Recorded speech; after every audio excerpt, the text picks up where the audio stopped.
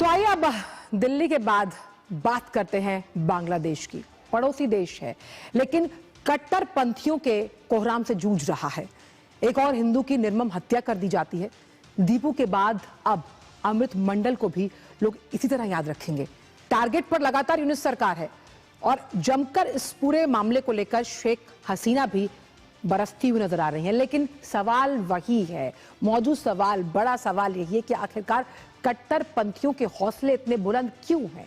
यूनिस सरकार कोई कदम क्यों नहीं उठा रही? जिस तरह हिंदुओं को टारगेट करके कहीं ना कहीं उनकी निर्मम हत्याएं की जा रही हैं और कट्टरपंथियों का जो ये पूरा कोहराम है, ये पूरा जो मामला है, इसे हम ग्राफिक्स के जरिए आपको समझाते हैं कि आखिरकार बांग्लादेश क्यों जल रहा है।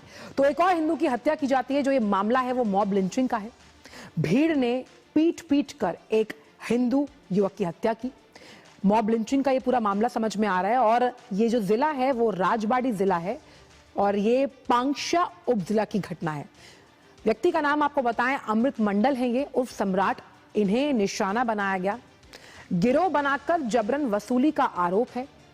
पुलिस की गिरफ्त में हालांकि सलीम है, हालांकि उसके पास से एक पिस्टल, एक देसी बंदूक जब्त की है, लेकिन क्या पुलिस कोई कार्रवाई कर पाएगी, यह बड़ा सवाल है। और इस पूरे मुद्दे पर जिस तरह से ये निर्मम हत्या की गई, ढाका से लेकर चटगांव तक प्रदर्शन किए जा रहे हैं। अब यूनिस सरकार लगातार उनके कार्यकाल में जिस तरह से कट्टरपंथी बेखौफ घूम रहे हैं, जो चाहे करना चाहते हैं, पुलिस और आर्मी के हाथ बंधे हुए नजर आते हैं। इस पर यूनिस सरकार का क्या रिएक्शन आया, यूनिस सरकार का इस पूरे मामले पर क्या कहना है, आइए आपको वो भी बताते हैं। तो यूनिस सरकार जो बेबस नजर आ रही है, अमृत मंडल की हत्या की निंदा उन्होंने की। जो तमाम सांप्रदायिक रिपोर्ट सामने आई, उन्हें वार्निंग रिपोर्ट माना गया। उन्हें कहा कि भाई ये भ्रामक और दुर्भावनापूर्ण है। यूनिस सरकार का मानना है कि हम मॉब लिंचिंग के समर्थन में नहीं हैं और सख्ती से कानूनी कार्रवाई की बात कही। अब ये सिर्फ बातें हैं, ये यथार्थ के धरातल पर कब आएंगी ये कोई नहीं जानता। लेकिन आखिरकार दिल दहलाने वाली घटनाएं एक बार फिर, और टारगेट पर यूनिस सरकार है। अब इस पूरे मामले पर शेख हसीना जो है, उन्होंने जमकर हमला बोला। उन्होंने कहा कि गैर मुसलमानों के खिलाफ अकल्पनीय अत्याचार, जिसमें धार्मिक अल्पसंख्यकों पर बेहिसाब जुल्म किए जा रहे हैं, और वीडियोस इस बात की तस्दीक करते हैं, इस बात की पुष्टि करते हैं। बेरहमी से मारने की जो भयावह घटनाएं हैं, जिसमें धार्मिक स्वतंत्रता में हस्तक्षेप का भी आरोप है। बांग्लादेश के माहौल को नरक के साथ कहीं ना कहीं कंपेयर किया उन्होंने ये भी कहा कि बांग्लादेशी अधिक समय तक ये सब बर्दाश्त नहीं कर पाएंगे। ये तमाम बातें शेख हसीना ने कही और आपको वीडियो दिखाते हैं।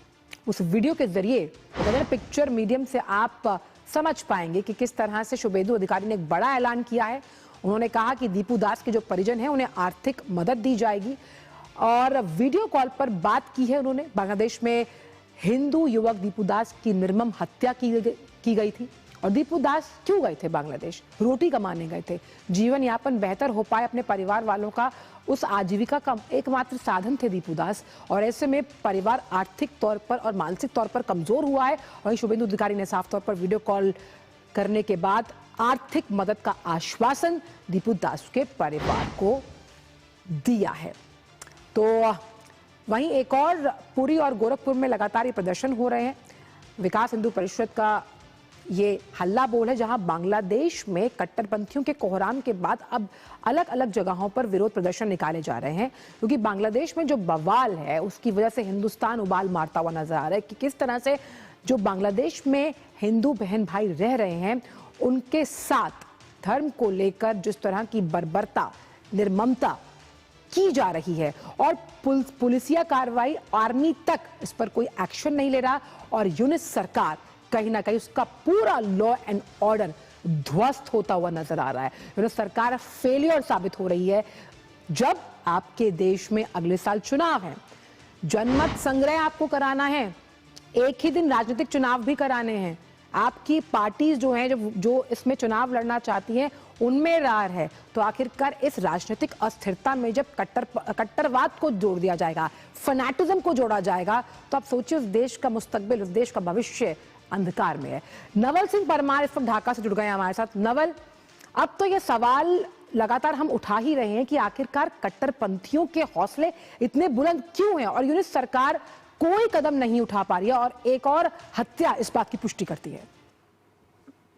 जी, देखा जाए तो यूनुस एडमिनिस्ट्रेशन जो है उनका लॉ एंड ऑर्डर के ऊपर कंट्रोल एकदम बिल्कुल नहीं है और वो बाहर की जो पर्यवेक्षक है वो तो है, लेकिन बांग्लादेश में भी जो विभिन्न राजनीतिक दल है या तो फिर इंडिपेंडेंट ऑब्जर्वर है या सिविल सोसाइटी है, उनका भी कहना है कि लोगों ने सरकार ऊपर से भरोसा खो दिया है और सरकार जो है यूनुस एडमिनिस्ट्रेशन वो लॉ एंड ऑर्डर प्रोवाइड करने में, लोगों को शांति सलामती बख्शने में नाकाम रही है।